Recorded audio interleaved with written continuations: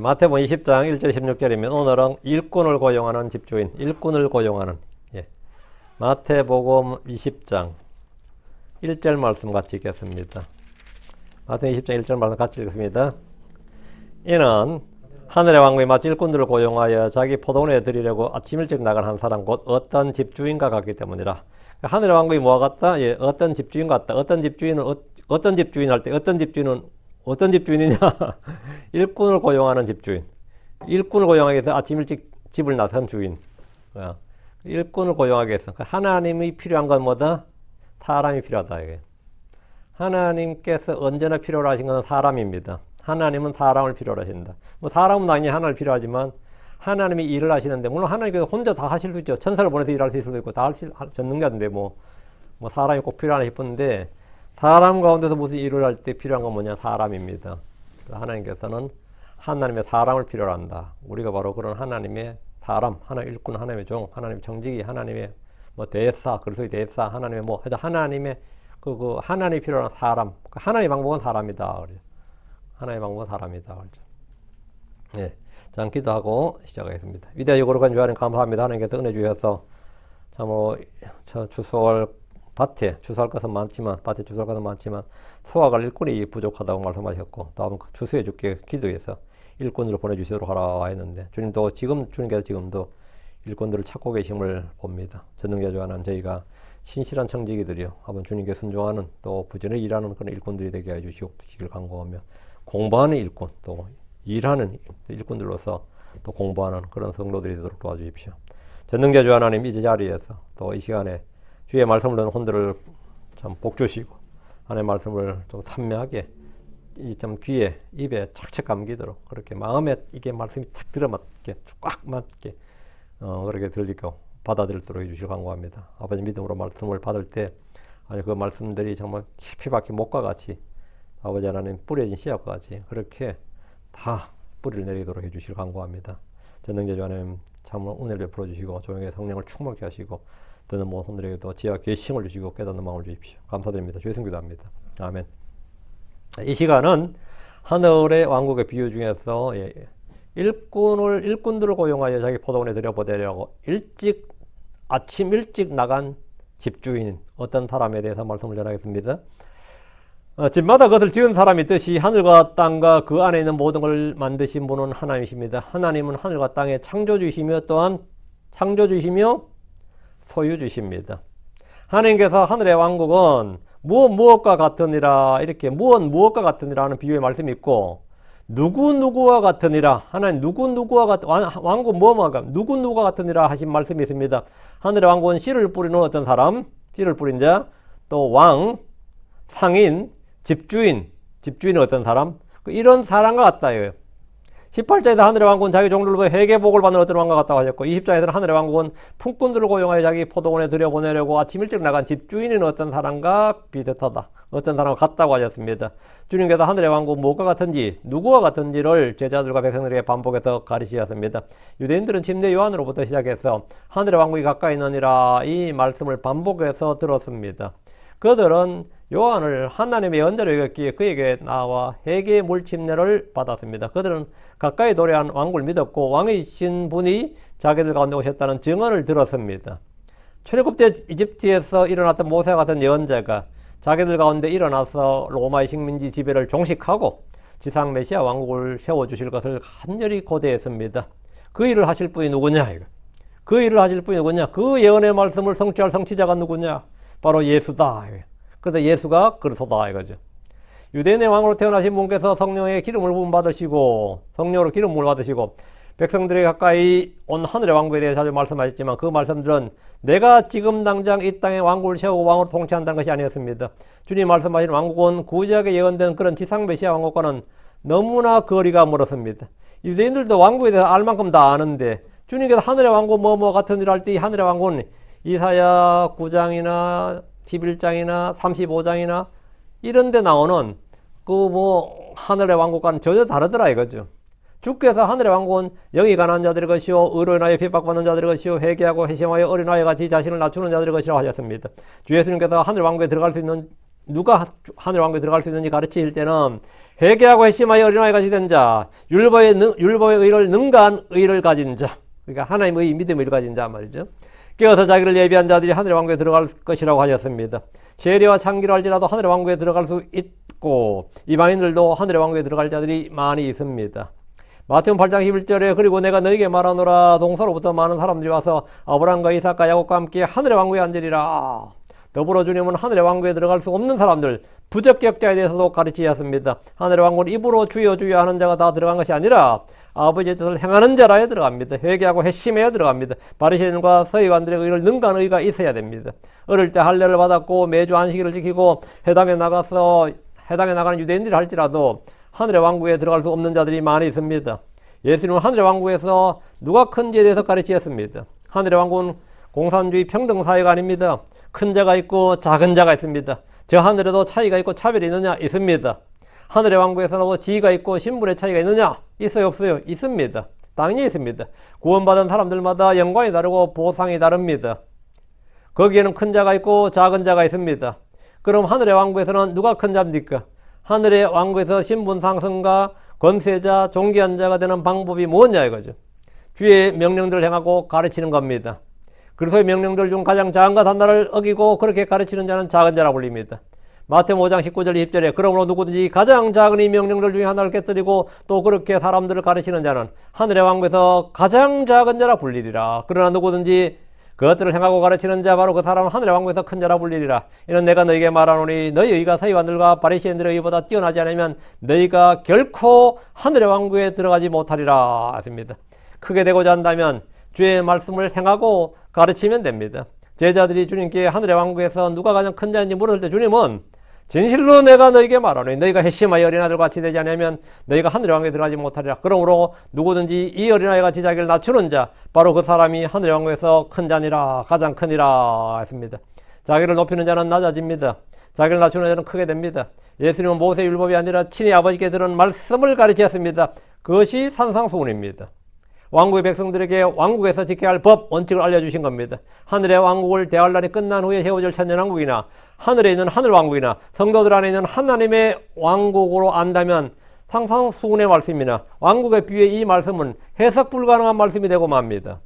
우리 주님께서 산상수훈을 통해서 모세 율법보다 훨씬 더 강화된 율법을 주셨습니다. 주님은 이를 일컬어 율법의 폐지가 아니라 율법의 성취라고 하셨습니다. 주님은 율법을 폐하러 오신 것이 아니라 율법을 성취하러 오셨습니다. 우리가 예수를 믿는다는 것은 율법 폐지론자가 된다는 뜻이 아닙니다. 우리는 믿음으로 율법을 굳게 세우는 자들입니다. 모세 율법은 마음속에 음욕이나 정욕이 넘쳐도 몸으로 그것을 행하지 않으면 그 내면의 어떤 내심의 의사가 행위로 표출되지 않으면 그것은 죄가 아닙니다. 그것은 어느 나라 형법책에도 마찬가지예요. 형법의 대원칙은 뭐냐? 내심의 죄는 묻지 않습니다. 내심의 의도는 묻지 않아요. 근데 그것이 행위로 표출되었을 때는 굉장히 중요한 게 내심이 굉장히 중요해요. 같은 살인죄라도 실수로 죽인 거하고 고의로 죽인 거는 형량이 달라지죠. 그렇지 않아요? 실수로 한 거하고 고의는 형량이 달라진다고. 그건 뭘 따진 거죠? 결과는 같지만 내심을 따지신다고. 그러나 내심의 의사와 의지가 밖으로 행위로 표출되지 않은 건 죄가 아니에요. 모세율법도 마찬가지입니다. 마음속에 있는 것을 몸으로 행위로 드러내지만 않으면 그것은 죄를 지은 것이 아닙니다.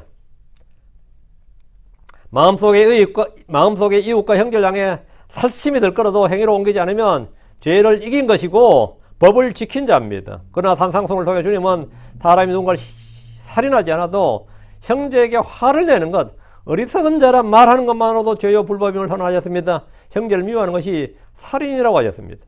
여자와 육체적으로 간음하지 않아도 보고 음욕을 품는 것만으로도 이미 간음한 것이라고 하셨습니다. 모세 율법과는 완전히 다릅니다. 구약에서는 이혼 증서를 주고 이혼하면 죄나 불법이 아니지만 신약에서는 음행의 연고 외에 이혼하는 것은 불법이고 이혼한 여자와 결혼한 것도 간음입니다. 주님의 이런 가르침은 율법을 폐하는 것이 아니라 성취하는 것이라고 하셨습니다. 율법이 육신의 행동과 행위와 실행에 관한 규례였다면 산상수훈은 혼과 마음과 생각에 관한 규례입니다. 하늘의 왕국에서는 육체적 행위뿐만 아니라 마음과 생각과 양심 같은 혼의 영역을 법으로 판단하고 죄와 불법으로 규정합니다. 율법의 본질과 핵심은 몸의 행위가 아니라 생각과 마음과 양심 같은 혼의 문제로 규정하신 겁니다. 이 혼의 문제로 규정되려면 그 사람의 영이 먼저 거듭나야 됩니다. 그리고 마음과 생각과 상상, 양심이 주의 피로 씻음받고 성령의 새롭게 하고 새롭게 되어야 됩니다. 그렇지 않으면 다시 태어나 하늘의 왕국에 들어가고 하늘 왕국으로 들어갑니다. 하늘의 왕국에서 우리는 하나님의 아들로서 왕과 제사장으로 이 땅을 통치할 것입니다. 하늘의 왕국은 교회의 규례나 크리스천들의 규례를 다루는 것이 아닙니다. 하늘의 왕국이 가까이 와서 선포된 때부터 왕국의 자녀들, 왕국의 백성들이 이 땅에서 행하고 지켜야 할 규례들입니다. 여러분은 광야에서 이스라엘의 백성들이 율법을 받았다는 사실을 잘 알고 있습니다. 광야에서 율법을 받았다 이거예요. 그들이 받은 율법은 광야에서 지켜야 하는 것들이 광야에서 지켜야 되는 것들이 아니라 약속의 땅 가나안에 들어가서 지켜야 할 법이었습니다. 레위기 25장 25장 2절 보면 내가 너희에게 주는 땅에 들어가거든, 내가 데려가는 땅에 너희가 들어가거든. 계속 이런 말씀이 반복이 됩니다.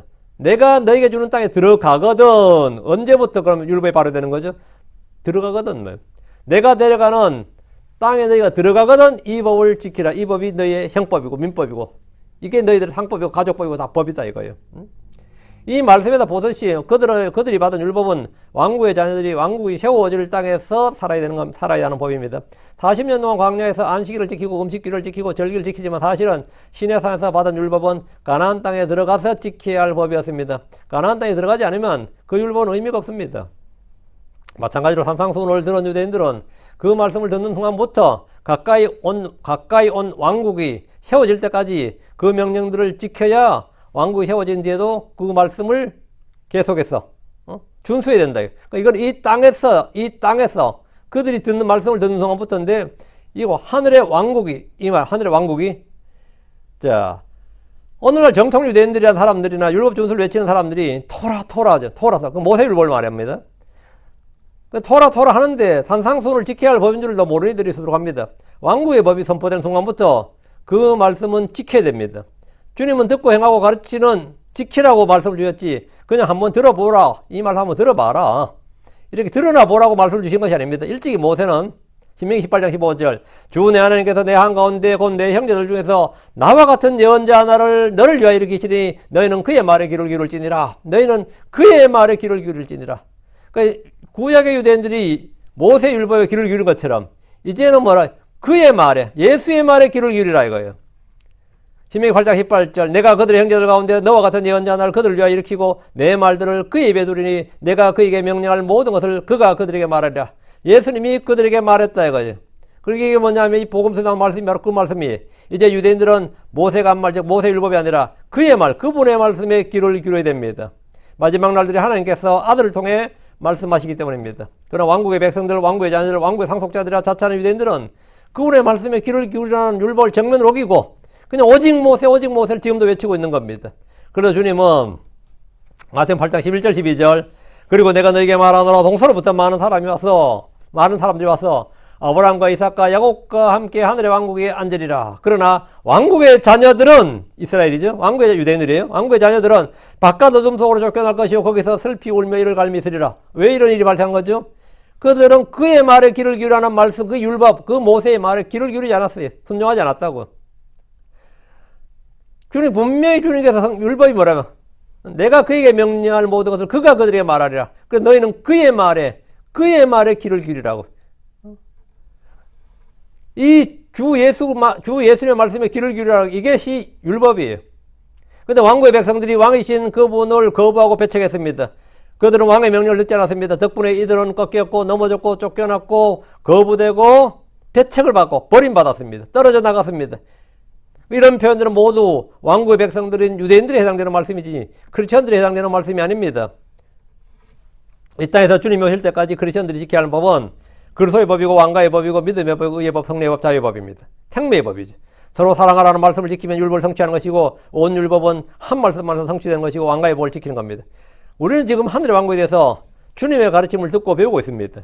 하늘의 왕국은 좋은 씨를 자기 밭에 뿌린 사람과 같고 겨자씨 하늘과 같고 어떤 여자가 굵은 가루 서말 속에 숨겨놓은 가루를 뜨게 한 누룩과 같고 밭에 숨겨진 봉을 같고 좋은 진주를 구하는 상인 같고 바다에 던져 각종 물고기를 모으는 그물과 같고 회개의 복을 받으려 하는 어떤 왕과 같고 마치 품꾼들을 고용하여 자기 포도원에 들여보내고 아침 일찍 나간 집주인인 어떤 사람과 같고 자기 아들을 위하여 혼인잔치를 베푸는 어떤 왕과 같고 이건 전부 다 재림 후 이 땅의 왕국의 모습이 아니라 승천하신 후부터 지금 주님 오실 때까지 이 땅에 있는 왕국 백성들의 모습입니다.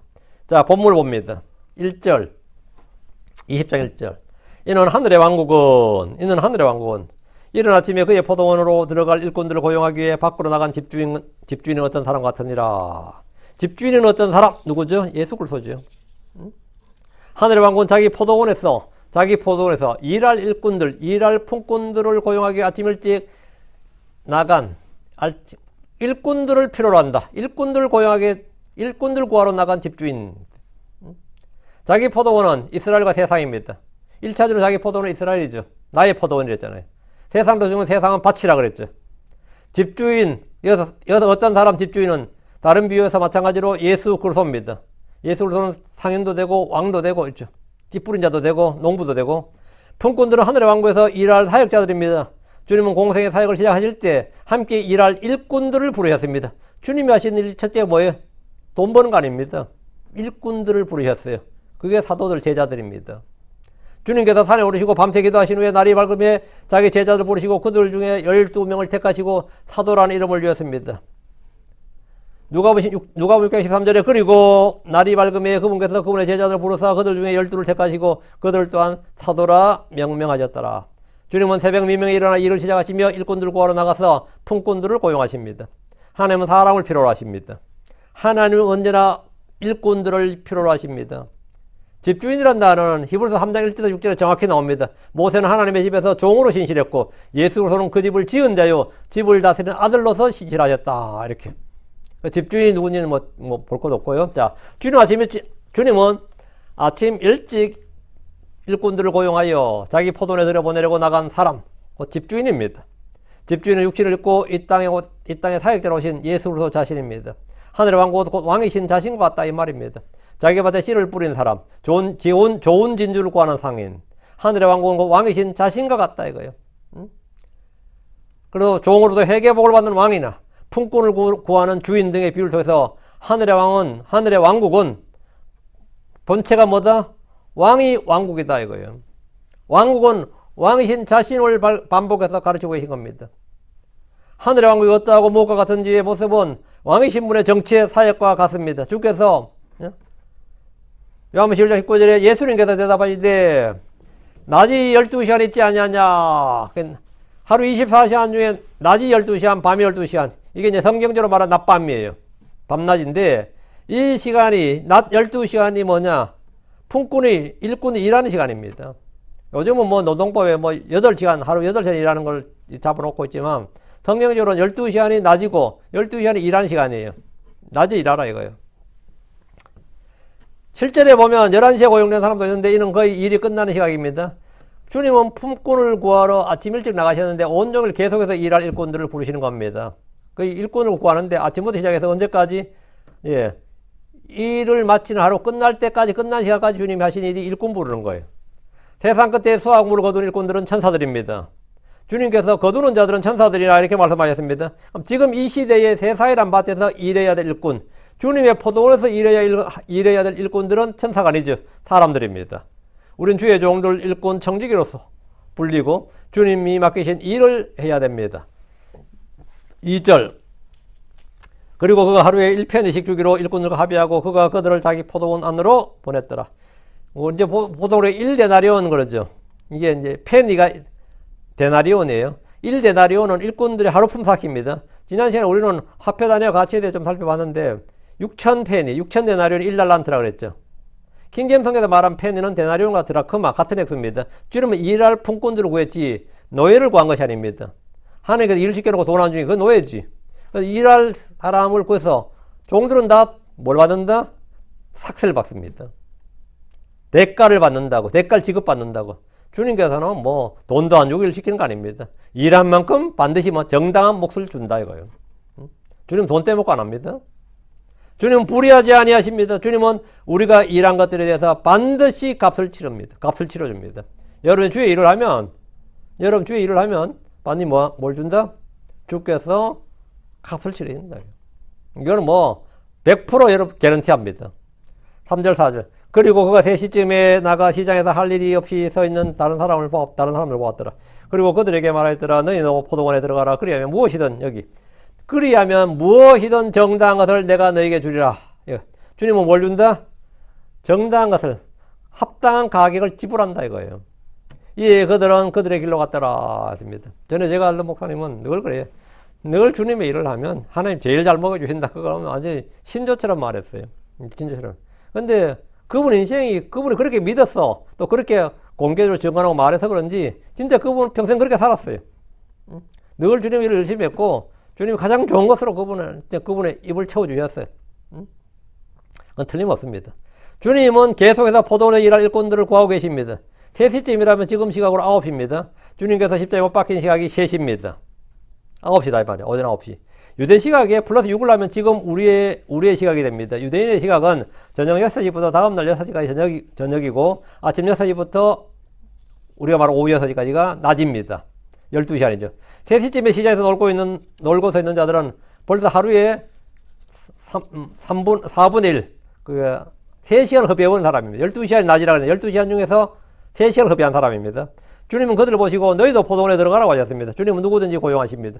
부르시면 응하기만 하면 됩니다. 주님은 까다로운 면접을 거치거나 서류 심사나 신원조회나 신용조사나 누군가의 추천장을 요구하지 않으시고 네 능력을 보여주라도 아닙니다. 그냥 원하기만 하면 자기 포도원에 가서 일하라는 겁니다. 주님은 일자리를 제공해 주시는 분이시고 고용을 보장해 주시는 분입니다. 그리하면 일하면 말이에요. 일만 하면 무엇이든 정당한 것을 내가 너에게 주리라. 예, 그들은 그들의 길로 갔더라 했습니다. 핵심은 이겁니다. 주의 일을 원하기만 하면 할 수 있다는 겁니다. 주의 부르심에 응하기만 하면 누구나 구원받을 수 있듯이 누구든지 원하기만 하면 주의 일을 할 수 있습니다. 크리스천들은 모두가 그분의 일꾼이요 군사들입니다. 우리는 모두가 청지기들이요 모두가 왕가의 제사장들입니다. 모든 크리스천들은 주님의 일을 하는 사역자들입니다. 목사, 교사, 선교사, 집사가 되어야 사역자가 아닙니다. 주님의 뜻을 행하는 자, 주의 일을 하는 사람들이 사역자입니다. 여러분은 모두 다 내가 구원받은 하나님의 백성이다, 하나님의 자녀다. 그것만이 끝이 아니죠. 난 주의 일을 하는 주의 일꾼이고 사역자다 이거예요. 주의 일꾼이 되려면 부끄러울 것이 없는 일꾼이 됩니다. 능숙한 일꾼이 돼야 되고 신실한 일꾼이 돼야 돼요. 일하는 일꾼은 이 윤리의식이 좀 있어야 돼요. 일꾼으로서 윤리의식이 좀 있어야 됩니다. 사람들에게 하다 하지 않고 무슨 일을 뭐 죽게 하다 한다 이게 사람들의 눈에서가 아니라 주님께 칭찬받고 주님께 인정받고 주님 앞에 부끄러울 것이 없는 일꾼이 돼야 되는 겁니다. 주님 앞에 부끄러울 것이 없는 일꾼. 그게 크리스천의 뭐냐? 노동관이에요. 이게 크리스천들의 노동관입니다. 누가 시키고 누가 보고 누가 뭐 그게 아니라 내가 언제나 뭐 in the sight of God 하나님의 목전에서 하나님의 시야에서 이게지. 그게 뭐 주의 일꾼입니다. 여러분이 주님을 의식함으로 하는 일은 여러분이 주님의 일꾼이란 자가 증명서예요. 스스로 증명하는 겁니다. 5절 6절 다시 그가 6시와 9시쯤에 나가서 똑같이 했더라. 또 11시쯤에 그가 밖으로 나가서 할 일 없이 서 있는 다른 사람들을 발견하였더라. 이에 그들에게 말하니라. 너희는 왜 여기 서서 온종일 할 일 없이 서 있느냐? 6시 9시는 정오 12시 정오와 오후 3시입니다. 아무 일도 하지 않고 놀고 서 있는 사람들 향해 주님은 너희는 왜 여기 서서 온종일 할 일 없이 서 있느냐 했습니다. 사람은 먹고 놀기 위해 지음받은 것이 아닙니다. 사람은 타락하기 전에도 일을 하도록 지음받았습니다. 사람은 처음 첫사람 아담이 일을 하도록 창조되었어요. 하나님께서 사람을 만들 때 창세기 1장 26절에 우리가 우리 형상으로 우리의 모양에 따라 사람을 만들자. 그리고 그들이 바다의 물고기와 공중의 날짐승과 가축과 온 땅과 땅에 기어다니는 모든 것들을 지배하도록 하자 이랬어요. 이것은 크리스천들도 마찬가지입니다. 우리는 그분의 작품이고 그리스도 안에서 선한 행위를 하도록 창조된 자들입니다. 에베소 2장 10절에 우리는 선한 행위를 하도록 창조된 자들이라는 거예요. 성도들이 일꾼이고 섬기는 자들입니다. 믿음으로 은혜로 구원받았느니 뭐 맞는 말이죠. 행위는 필요 없다는 말. 구원받기 위해서 우리가 무슨 일을 해야 되는 건 아닙니다. 구원받은 후에 행위가 필요 없다. 믿음으로 은혜로 구원받으니까 우리는 행위가 필요 없다. 그거는 거짓말입니다. 구원하는 믿음, 살아있는 믿음은 열매를 맺습니다. 열매를 맺지 않는 나무는 죽은 나무입니다. 육신도 육신의 행위와 사마 이런 열매를 맺습니다. 부패한 나무도 부패한 열매를 맺습니다. 그렇다면 선한 행위를 하도록 창조된 성도들, 성령으로 거듭난 성도들은 무슨 열매를 맺겠습니까? 당연히 선한 행위 열매, 의의 열매, 다음 뭐죠? 예, 성령의 열매를 맺습니다. 근데 아무런 열매를 맺지 않는다면 그 나무는 뭐다? 죽은 거지. 그럼 그의 믿음은 죽은 것이란 뜻입니다. 야고보서 2장 17절에 마찬가지로 믿음도 만약 행위들이 없이 홀로 있으면 죽은 것이니라 했고, 야고보서 2장 26절에도 이는 영이 없는 몸이 죽은 것 같이 마찬가지로 행위들이 없는 믿음 역시 죽었느니라. 행위들이 없는 믿음은 죽은 것이다 이거예요. 하나님의 명령들은 안다 믿는다고 말하는 것으로 충분하지 않습니다. 명령을 내가 안 믿어. 어떡하라고? 명령은 순종하고 지키라고 주신 것이지 알라고 준 거 아닙니다. 명령은 믿는 게 아니에요. 지키고 행하는 거예요. 지키고 행해야 됩니다. 인류의 첫 사람 아담은 에덴에서 해야 할 일이 있었습니다. 주님께서 만드신 것을 지배하고 땅을 채우고 정복해야 됩니다. 에덴의 동산을 가꾸고 지켜야 됩니다. 성경 말하기를 데살로후서 3장 10절 이는 심지어 우리가 너희와 함께 있었을 때에도 우리가 너희에게 같이 명령하였으니 만일 누구든지 일을 하려 하지 아니하거든 그는 또한 먹지도 말지니라. 일하려 하지 않거든 먹지도 말라. 일하기 싫어서 노는 이들도 있지만 지금 일을 하려고 해도 일자리가 없어서 놀고 있는 이들도 있습니다. 자, 주님은 놀고 있는 자들에게 너희는 어찌하여 온종일 여기서 놀고 서 있느냐 물으셨습니다. 이들 답변이 뭡니까? 불경기였어, 해고되었어, 장사가 안 돼서, 경력이 없어서. 저마다 다 사연이 있을 겁니다. 놀고 있는 데 사연이 있죠. 7절 그들이 그에게 말하니라 이는 아무도 우리를 고용하지 아니하기 때문이다. 이게 정답이네요. 왜 우리가 놀고 있느냐? 아무도 우리를 고용하지 아니하기 때문이다. 요즘은 뭐 고용한다 그래도 월급 저금 안 가요. 그렇게 고생하면 하느니 차라리 놀고 먹겠다. 놀고 먹을 수 있는 이유가 왜 있죠? 정부가 주는 복지 제공, 복지 혜택 때문에. 복지 혜택 없으면 놀고 못 먹어요. 난 놀고 먹겠다가 가능한 이유가 그나마 그 복지 제도가 있기 때문인 거죠. 이는 아무도 우리를 고용하지 않았기 때문이다. 그가 그들에게 말하니라 너희도 그 포도원으로 들어가라. 그리하면 무엇이든 정당한 것을 너희가 받으리라. 여기 또 나온다. 주님께서 뭘 한다? 일을 하면 뭘 준다 주님은? 무엇이든 정당한 것을 너희가 받으리라. 일하면 준다 이거야. 준다 이거야. 이거는 확실하죠. 정당한 것을 너희가 받으리라. 예. 일하지 않는 자들의 대답은 아무도 우리를 고용하지 않았기 때문이라고 합니다. 일하기 싫어서 몸이 아파서 놀고 있는 것이 아닙니다. 부득이한 사정이라면 뭐 일을 못하는 게 아니고 지금 안 하고 있는 거니까. 아무도 우리를 고용하지 않았다. 실직의 가장 큰 이유가 뭐냐? 뭐예요? 실직의 가장 큰 이유가 예. 고용을 못하는 거죠. 회사가 자꾸 생겨야 돼요. 가장 중요한 게 어떤 도시가 성행하고 뭐 그게 하려면 다른 거 필요 없습니다. 거기에 자꾸 일자리가 창출되는 그게 훌륭한 거예요. 그게 제일 좋은 거예요. 그 복지 비용 뭐 주는 게 아니에요. 그 돈 있으면 차라리 공장을 하나 더 만드는 게 나아요. 그 일자리가 있어야 된다고. 주님은 그들을 모두 다 고용하셨습니다. 너희도 그 포도원으로 들어가라. 그리하면 무엇이든 정당한 것을 너희가 받으리라. 4절에서 뭡니까? 너희에게 무엇이든 정당한 것을 주리라. 지금 두 번째. 4절. 주님 일꾼들이 딱 하나, 일꾼들이 원하는 딱 하나입니다. 일한 것을 삭슬 받는 거예요. 일하고 떼어 먹으면 뭐예요? 일하고 삭슬 받을 수 있다. 그러면 뭐 일하죠. 원하기만 하면 누구나 일할 수 있습니다. 일을 하면 정당한 삭슬 받습니다. 공짜로 부려먹는 것은 없습니다. 그런 건 없습니다. 여러분이 언제나 할 수 있는 일이 있다면 그것은 주 하나님의 일입니다. 직업을 가지고 일하는 것은 주님께 받은 부르심이 됩니다.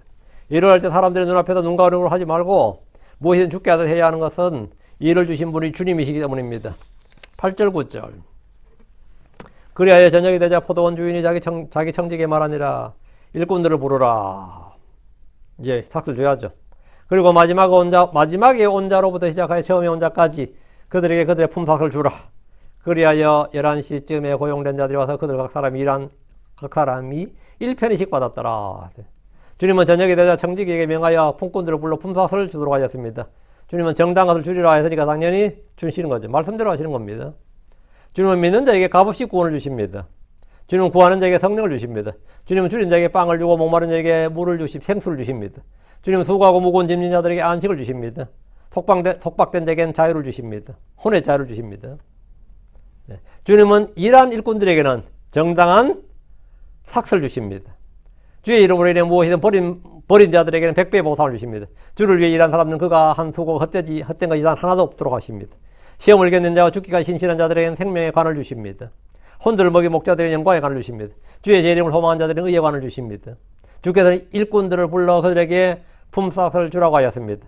그들에게 합당한 주기로 한 것을 준 겁니다. 우리 모두 회계장부에 기록된 대로 주님으로부터 삭슬을 받게 될 겁니다. 그래서 심판석에서 나타날 영광과 보상을 생각해 보십시오. 주를 위해서 일한 만큼, 일한 대로, 섬긴 대로, 수고한 대로 주님께서 그 뭐에 따라서 according to 그가 한 대로 뭐라고요? 준다고요.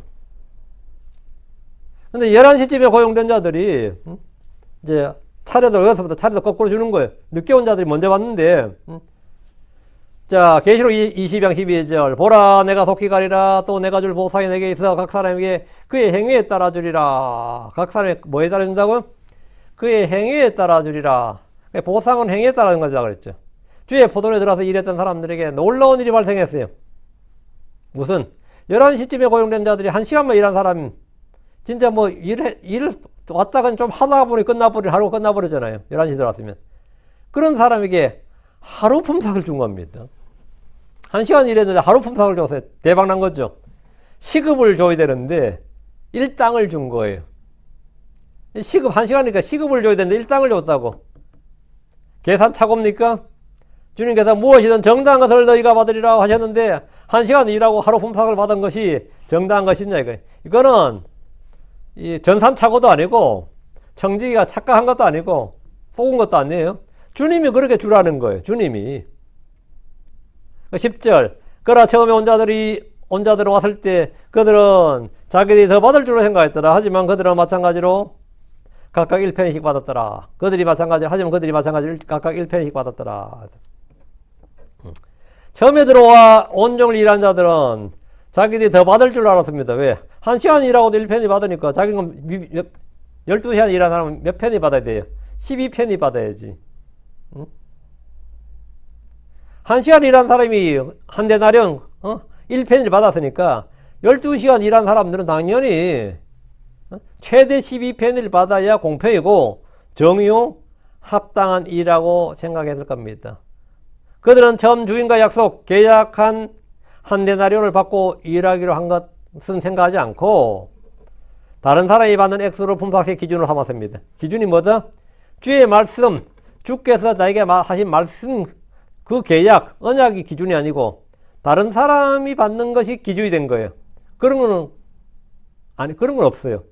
근데 스스로 자기들이 그렇게 생각한 거지, 이거는. 주님은 그렇게 생각한 적이 없고, 그렇게 말씀하신 적도 없는데, 자기들 의뢰 짐작으로 그렇게 한 거라고. 그러니까 주님께서 1시간을 일한 사람에게 한 펜을 줬으니까, 1펜을 줬으니까, 처음에 온 자들에게도, 처음에 온 자들은, 그럼 우리는 저에서 일한 만큼, 시간만큼 받겠네. 이렇게.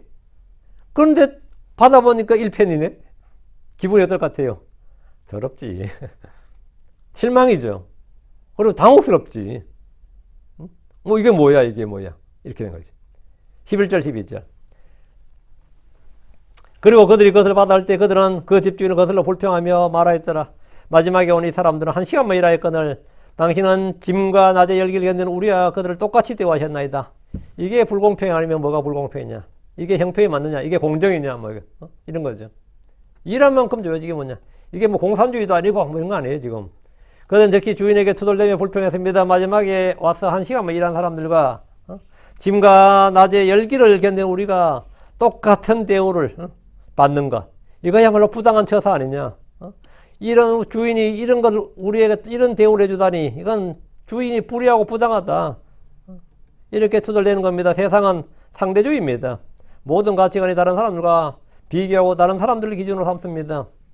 돈을 많이 벌어도 누구와 비교하면 돈도 안 들어갑니다. 난 충분히 내가 벌 만큼 벌었고 받을 만큼 받았는데 그리고 난 스스로 만족하고 있다가도 옆집에 누군 더 받았던데 이러면 어때요? 그때부터 기분이 팍 상하는 거죠. 뭐야 이거 내가 뭐 잘못 알았나 싶고 막 그래요. 내가 이거 물건 하나 사도 내가 이거 10달러 주고 득템했다 그랬는데 아닌데 옆에 사람 거 5달러에 샀다던데 그럼 어때요? 완전히 기분 상하는 거지. 왜? 우리는 다른 사람을 기준으로 삼는다고. 다른 사람을 기준으로 삼아요. 복과 성공과 행복조차도 남들을 기준으로 삼습니다. 남들을.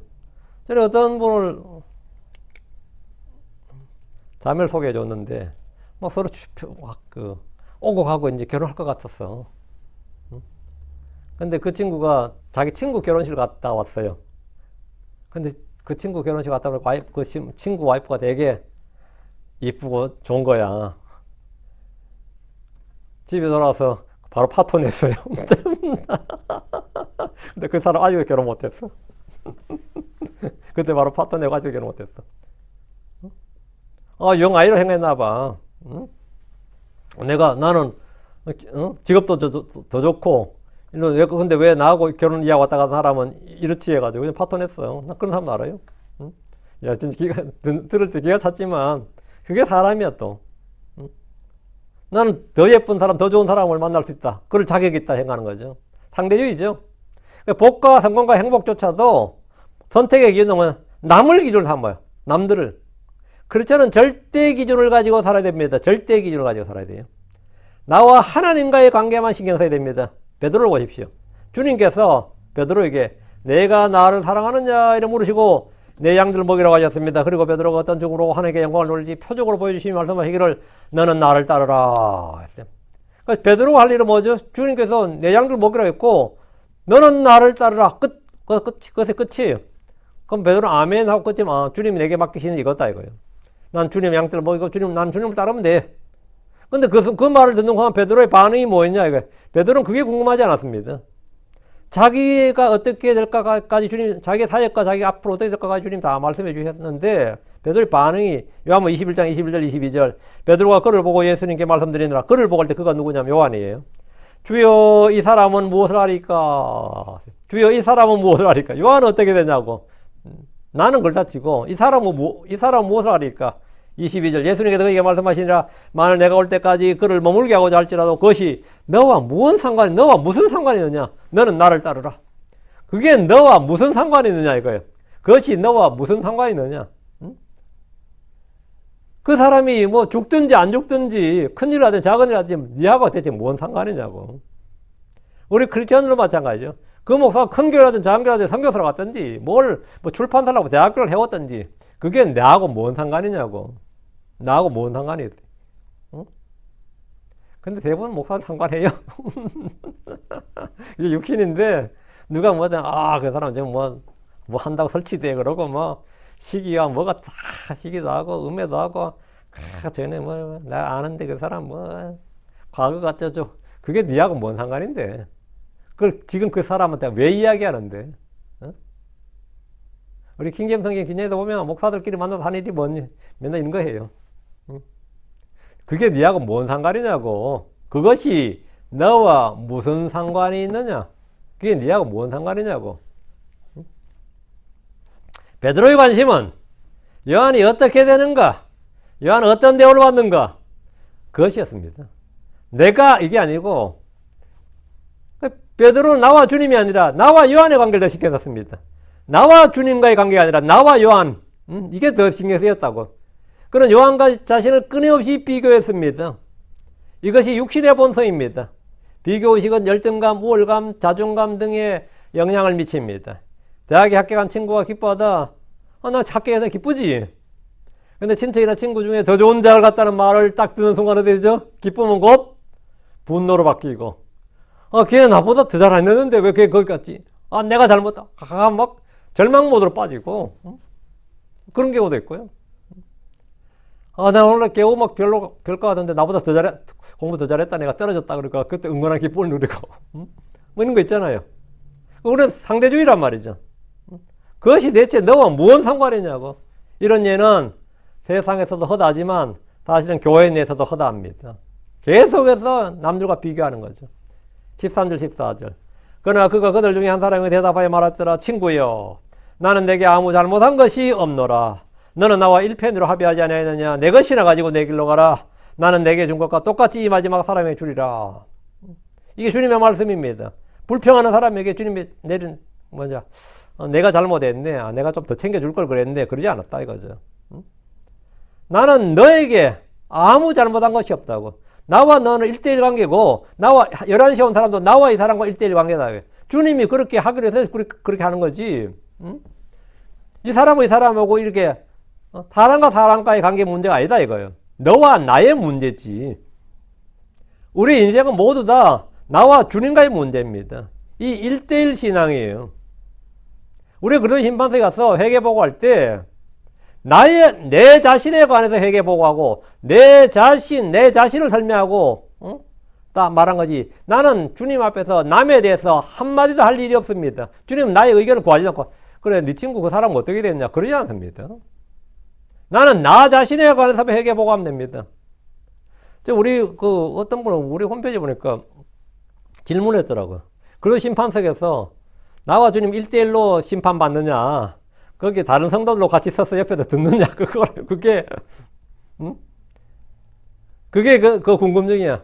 나와 주님과 1대1로 심판받고 보상받고 하면 되는데, 만약 다른 사람, 우리 교회 다른 사람 옆에 쭉 서서 있으면 어떡하냐, 이 말이지. 그 심판받을 때 쪽팔려서 어떡하냐, 이거야, 지금 뭐야, 대체. 이 사람들이 계속해서 뭘 생각하는가? 주님보다 사람이 더 심판자 주님의 판결보다 누구의 판결이 더 신경 쓰인다는 거야. 옆에 사람들이 더 신경 쓰이는데, 이 대체 무슨 사고방식이, 이런 사고방식이 있냐고. 응? 무슨 그런 생각을 해. 근데 아마 어떤 목사님이 그래 설교를 했나 봐요. 하늘에 가서 참 많은 성도들이 다 보는 앞에서 내가 심판 받을 텐데, 근데 그게 그렇게 신경 쓰였나 봐. 그럼 천사들이 다 보고, 성도들이 다 보고, 그럼 내가 한 일을 내가 고백한다 그러면 그게 쪽팔리는 일이 아니냐, 뭐 이런 생각인 것 같은데, 주님이 들어오면 다른 거는 아무것도 신경 쓰지 않습니다. 내가 주의 두려움이 있으면 어떤 사람도 두렵지 않고, 내가 주의 사랑이 있으면 어떤 사람의 사랑도 구걸하지 않고, 내가 주님의 은혜를 받아버리면 어떤 사람의 호의도, 뭐 사람들이 주는 종기야 명예나 이런 것들은 다 개똥으로 배설물로 똥으로 여깁니다. 사람들이 주는 가장 좋은 것도 똥으로 여긴다고요. 우리 주 예수 그리스도를 아는 지식, 우리 주 예수 그리스도를 아는 지식을 딱 내가 갖고, 우리 주 예수 그리스도를 내가 딱 소유하게 되고, 우리 주 예수님 그분을 내가 딱, 나머지 건 뭐라고? 의식조차 하지 않습니다. 거기에 대해서는 신경이 쓰이질 않는다. 그런 심판석에서 남들 볼까봐 겁낸다니네, 진짜. 어떤 그런 참 발칙한 사고방식이 있는지나. 내가 더 놀랐네, 그 질문 받고 나서. 응? 근데 왜 그런 것 같아요? 끊임없이 평생을 비교하며 사니까. 형제들 간에도 비교하는, 형제들 간에도. 지금 이렇게 된 거예요. 지금 13, 14 다시 봐요. 그러니까 자기는 주님과 합의한 대로 1편을 받았어요. 일한 사람은 일한 정당한 대가를 받았기 때문에 감사합니다 하고 그건 가면 그만인데 지금 불평하고 있단 말이죠.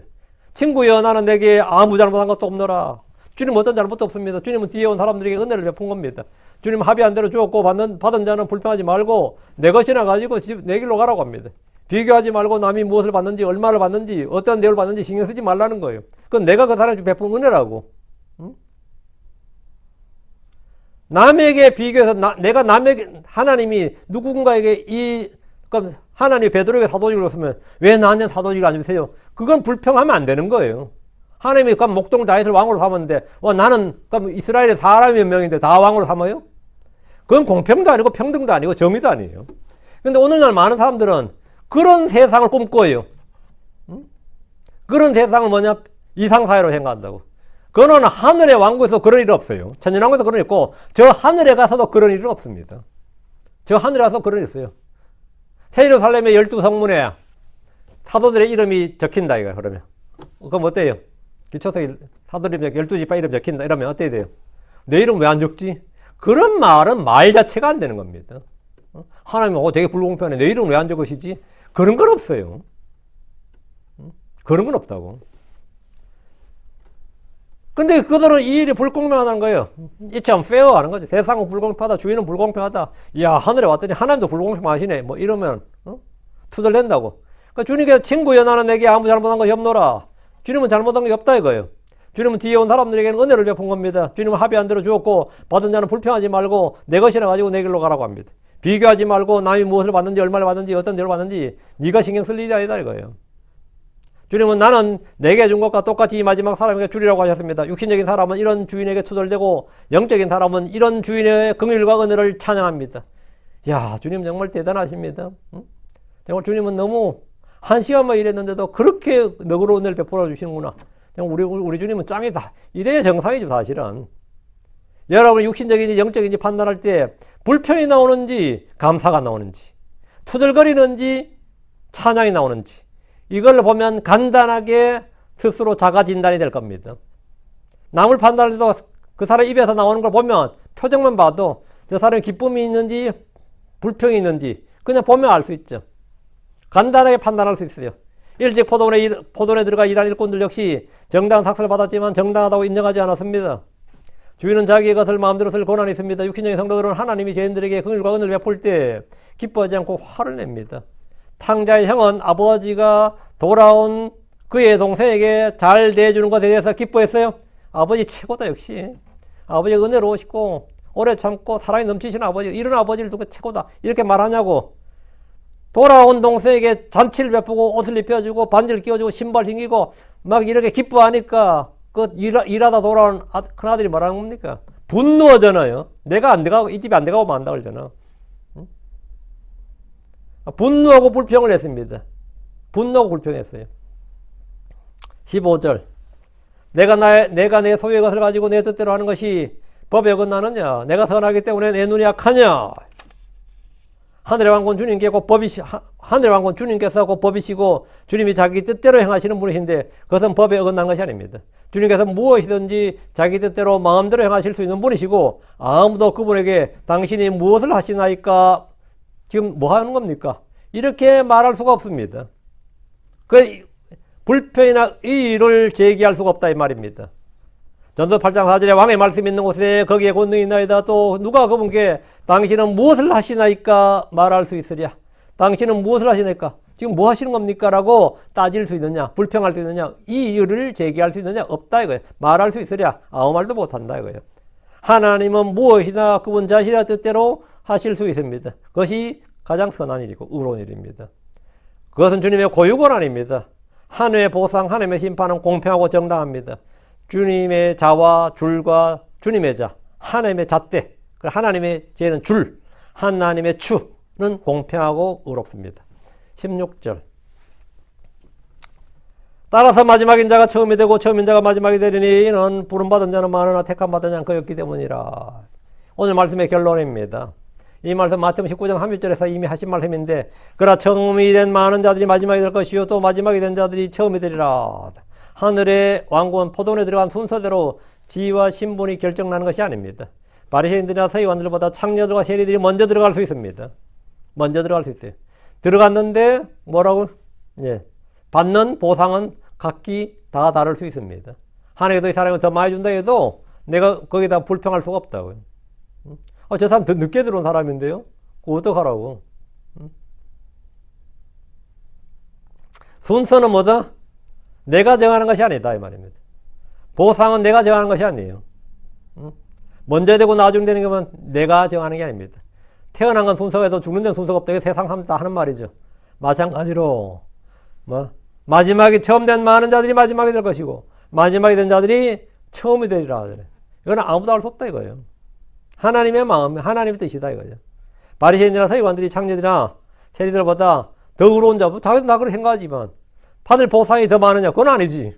그건 전혀 다른 문제다 이거예요. 어린아이같이 자기를 낮추는 자가 더 큰 자가 될 수 있습니다.